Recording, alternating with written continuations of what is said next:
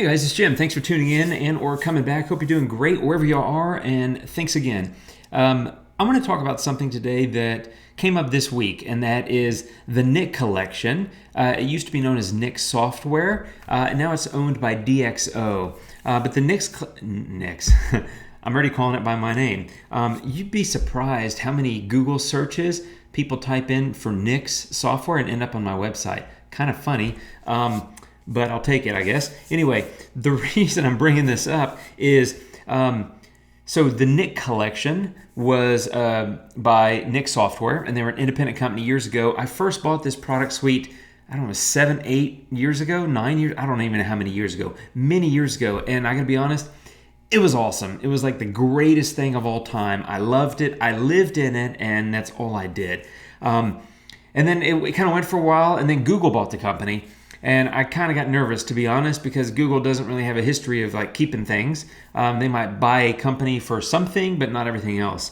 They bought Nik Software, I think, for their mobile app, which is known as Snapseed, which is freaking awesome. And what they did is they took the Nik Collection and they reduced the price from $500, I think it was, when I first bought it all those years ago, to $150, and then eventually they gave it away for free. And in fact, I did a video a while back talking about plugins, and I had the Nik Collection because it was, it was free, and I had it as a plugin to Luminar. And to be clear, I still love Luminar. I'll get to that in a minute. But anyway, the Nik Collection just kind of languished under Google. They didn't do anything with it. The code sort of got old and dusty, and there's cobwebs in it, or whatever happens with code that isn't updated. But it still worked for me, and it probably worked for many other people. But I think for others, it didn't work. It wasn't brought up to speed with current OSs and things like that. And so, anyway, the Nik Collection was sold from Google to DxO. Like in October or November of last year, and DxO said, hey, we're going to redo it and we're going to bring it back and stuff. And I think that's cool. I want them to succeed, and I'll talk about that in a minute as well. But they weren't succeeding under Google, so now DxO has come back and said, hey, we're back with the Nik Collection, and here you go. I got an email this week literally entitled, "The Nik Collection is back." So I bid. I'm curious, just like you are. I clicked on it and I was like, hey, maybe they got a new, update with a bunch of new features and a bunch of stuff in the Nik Collection, because it's a great group of plugins. It's great software. It really is. But it's not a lot of new features. It's actually, well, let me just show you. Let's go to their website. Here we go. So if you look here, it says the Nik Collection by DxO. You can buy it for $50. You can download a 30-day trial. But it's 7 different plugins. What's new, right? This is the question I think everybody has. Well, it fully supports the new Adobe stuff, the most recent Adobe stuff. Fully supports the latest operating system. It's more stable, and it's got an auto update engine. There are not new features in this product. And guess what? I'm okay with that. And the reason why is not just because I think the products are good, because they are, but here's the deal, is that for $50, I'm buying forward compatibility, and I'm buying into that ecosystem, but more importantly, I'm buying into their vision, and I think that's important. Now, I'm not giving up Luminar. It's my favorite. I think you know that if you've watched any of my videos, and I'll do a little compare here in a few minutes, but with the Nik Collection, I want them to succeed, and I'm willing, to me, it's worth $50 to say, here, because the product was working, the free one that I downloaded. I'd lost track of my version I bought 9 years ago or 8 years ago or whatever, so I downloaded the free one a year or two ago. So anyway, I'd lost, everything was working fine, but nonetheless, I said, hey, I'm willing to spend $50 to help you guys do what you need to do to keep this product up to speed and, at a high level of performance. And for me, that's worth $50. Now, it may not be for you. I'm not trying to tell you what to do with your money. And $50, it's a lot of money to give somebody when you already have their products and they're working fine. So you might think I'm crazy or I'm rich, and I'm neither. I want them to succeed. And if you read into their website, and I did, what they basically had to do, they got this bundle of code from Google, and it was a mess apparently. And what they had to do is basically rewrite it and make it their code. So now they'll provide support on this version if you bought it. The previous free version from Google, they're not going to provide support on. So I'm basically buying support, and they're hinting in there that you're going to get discounts on their future upgrades. I think they're going to give you free updates, which would be like a dot release, if you will. I'm reading into this on their website. I'm not talking to the company. I have no idea if I'm accurate. I think I am, just from reading it. But you'll have to pay for an upgrade, but you'll probably get a discount by buying this $50 pack. So my point is, I spent $50 of my hard-earned money because I want this company to succeed, just like I want Topaz Labs to succeed, just like I want On1 software to succeed, just like I want Affinity Photo to succeed, just like I want Adobe to succeed. Pick your company that's doing cool stuff with their photo editing products. I want them to succeed because I think competition is good. I love Luminar, it's my favorite, but if there was nobody competing with Skyloom, there's no incentive for them to innovate and do cool stuff and generate new ideas and get creative. And I want all these companies to innovate and do creative stuff and bring new tools to market to make editing more fun and more creative and more productive for people like me and you. So that's why I gave them $50. I'm saying, hey, I believe in you bringing the future of this product and keeping it alive and keeping it going and making it cool and doing new stuff. So that's why it's worth $50 to me. The reason I bring that up is because I saw on their Facebook page, people were saying, why do you want $50? I've already got it and it works fine. That's a waste of money. I don't need your support or whatever. And I just have a different opinion. I'm willing to invest in the industry that I feel like has given me so much. That's a I don't know what, I don't want to call it a political message. It's just how I feel about things. So the thing is, I want to talk next about what the heck is this thing. So let me do this and full screen that. So one of the things that I've had questions before about is, hey Jim, how does Luminar compare to this Nik Collection? And the Nik Collection, it's 7 different products. So they're specific editing tasks and creative sort of outputs, as I said here. In some ways, not entirely, but in some ways, the Nik Collection is kind of like what the Creative Kit was that Skyloom had back when they were called MacFun. It's not a one-for-one product-for-product comparison. You can't really do that. Nothing is exactly like something else, but it's kind of like that. These days, Luminar has a lot of the stuff that you would get in the 7 different products from the Nik Collection, but not everything. We'll talk about that. One of the coolest things about the Nik Collection for me, and I think for a lot of people, is they have this U-point technology, and they call them control points, and I'll show you a quick demo of this. You can drop a control point into a photo and then make specific localized adjustments. It's a neat little feature. It's something that I used to use all the time, and as I said, I lived in this product suite, and so we'll talk about that. The difference between Luminar compared to the Nik Collection is Luminar is an all-in-one solution. Nik Collection is a group of plugins, and so you would go from, let's say if you're hosting your photos in Lightroom, which maybe a lot of people do, you'd go from Lightroom over to Hdr Fx Pro, which is something we'll talk about in a moment, and then you come back to Lightroom. But then if you wanted to go turn it into a black and white or experiment with that, you'd have to go to Silver Fx Pro and then come back. So you're making multiple round trips because they're all plugins, and they effectively need a host. You can use them as standalone, but there's no central console, if you will. And that's the difference with Luminar. It is an all-in-one photo editing solution. And what does it offer that Nik doesn't offer? It offers layers, which I think is a huge benefit. It's one of the reasons I love Luminar so much, is it has layers. It has workspaces, which are collections of filters. So you can quickly, change the types of filters that you're using based on the type of photo that you're editing. It has a pretty good amount of presets, I think, and there's plenty more to buy, some of which I sell on my blog. And there's 50 filters, so that's a laundry list, I think, of filters. So the capability in Luminar for creative output, I think, is huge. So we'll talk about that.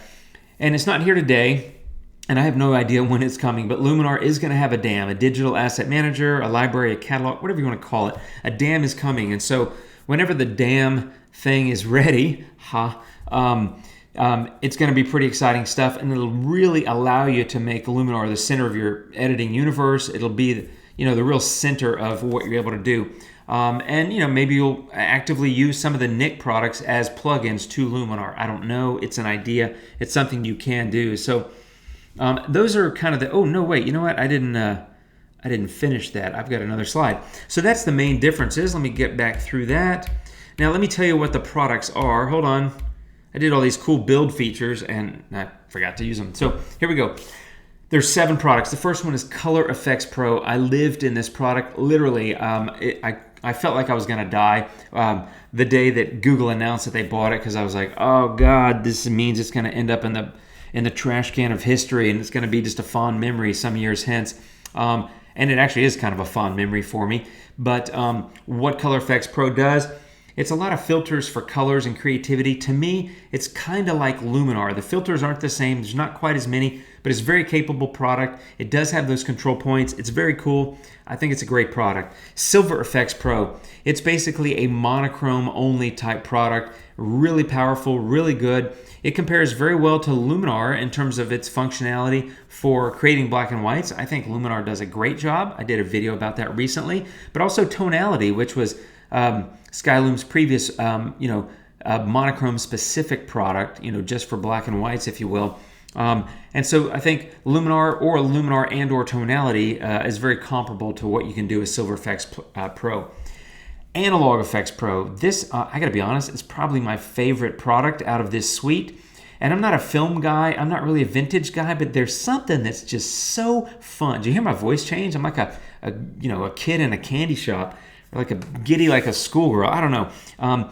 But you just do some cool stuff, and it's a lot of fun. So it's really unique. There's nothing really like that in Luminar. I've said that to the Skyloom folks. I was like, if you can do what Analog Fx does and stick it into Luminar, plus add a few other things, you're going to have pretty much the most robust, coolest thing of all time. I don't know if they're going to do it. Hdr Fx Pro.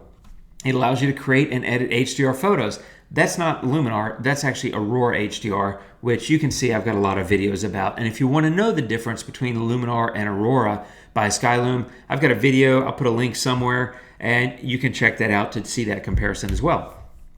Sharpener Pro, it's great for image sharpness. I do that in Luminar. Viveza, selective adjustment, colors and tones, things like that. I do that in Luminar.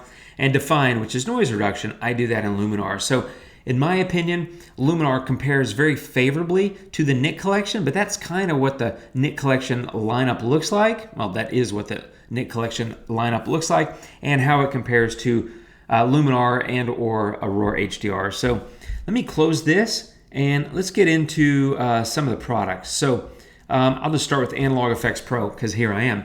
So just a basic photo. You can see this is my original photo, something that I shot in Germany and edited in Luminar. And I brought it in Analog Fx Pro just to give you an idea of the kind of the different sort of things you can do. But there's a lot of different tools here. This is not a tutorial, by the way. I just want to give you a quick overview of the product. A lot of different options here for doing kind of cool things. There's double exposures, so you can create some weird, funky, kind of fun stuff, right? You might hate that. That's okay. There's toy camera. I like some of these looks. I think they're pretty cool. I like toy camera 7 a lot. You can see it's got some kind of motion blur. It's got these filters. So these are presets, by the way, on the left. When I click on those, the filters that make those up end up over here on the right. I'm a big fan of the classic camera. I like this number 5 quite a bit. I think that's a cool look. It's got some cool grain. It's got some interesting film-like kind of saturation, and you can change things. The film types, you can change the vignette, you can add more dirt and scratches, you can pick different dirt and scratches, you can pick organic or eroded. I mean, there's so many different things. You basically have all the filters over here that these presets give you. And if you want to do your own, you just go to Camera Kit and you just come over here and say, actually I want to add that. I want basic adjustments, Jim. And tell you what, let me get rid of these things. No, I'm going to leave those. But maybe you want to add motion blur, and you can just come over here and you can just start creating custom looks by adding filters, and you do that under the Camera Kit. I probably spend more of my time using things like Classic Camera 5 and then just doing some refinement of it. The point is you can do some very cool and interesting looks. You can even do multi-lens kind of things where it creates this kind of look, and you can move things around. As you see, if you reach or mouse over each of these squares, you got these little boxes. You can move things around. Different multi-lens kind of looks. Just give it a second to load. It's kind of a big file. You can see it's got all this dirt and scratches on, but if you don't like that, you can just turn that off. Maybe you don't like the film type. You can just start quickly adjusting these photos. So that's a quickie on Analog Fx Pro. I may come back and do a review on that just because it's honestly a really fun product. A lot of cool stuff you can do with that. That's Luminar. I don't want to do Luminar just yet. Let me do Color Fx Pro. This is Color Fx Pro. I lived in this product for years.